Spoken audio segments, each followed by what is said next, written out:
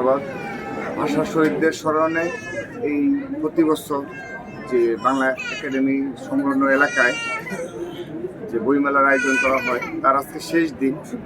তো সেই শেষ দিনে আমরা ছাত্রদলের বেশ কিছু নেতাকর্মী এসেছি। আমরা জুম্মার পর থেকেই সময় দিচ্ছি আর কি, বেশ কিছু স্টলে গিয়ে বই পড়ছি, তারপর উপভোগ করছি শেষ দিনটা। কিন্তু এখানে একটু হতাশার বিষয় রয়েছে, আমার কাছে মনে হয়েছে যে শেষ দিন আমার আসার একটা উপলক্ষ ছিল যে আমি বেশ কিছু স্টলে গিয়েছি, গিয়ে আমি জিজ্ঞেস করেছি যে বেস্ট সেলার বই কোনটি, সবচেয়ে বেশি বিক্রিত বই কোনটি। অনেক স্টলেই তারা আসলে জবাব দিতে পারে নাই যে তাদের স্টলে এই বইটি সবচেয়ে বেশি সেল হয়েছে।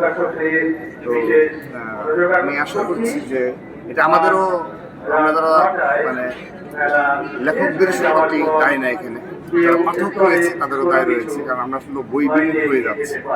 অতীতেও আমরা যখন এই বই মেলাগুলোতে আসতাম তখন একটা পরিবেশ ছিল, কিন্তু তারপরে বই বিমুখতা এই সর্বশেষ সময়ে হয়েছে।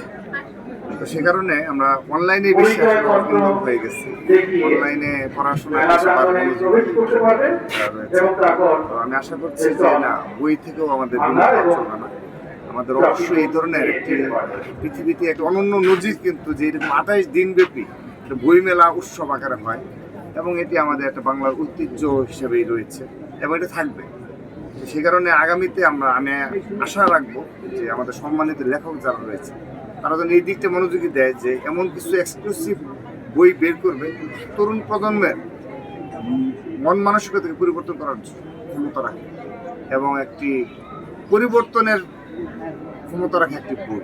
এই ধরনের আমার আশা প্রত্যাশা থাকবে যে পুরো তরুণ প্রজন্মকে নাড়া দিয়ে দেবে।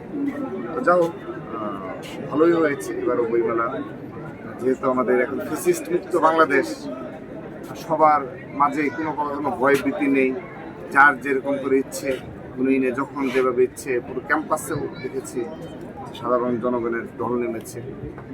তো আগামী বছর আবারও ইনশাআল্লাহ যদি আল্লাহ তাআলা বাঁচিয়ে রাখে, আবারও এই বইমেলা আমরা সবাই মিলিত হব। ধন্যবাদ।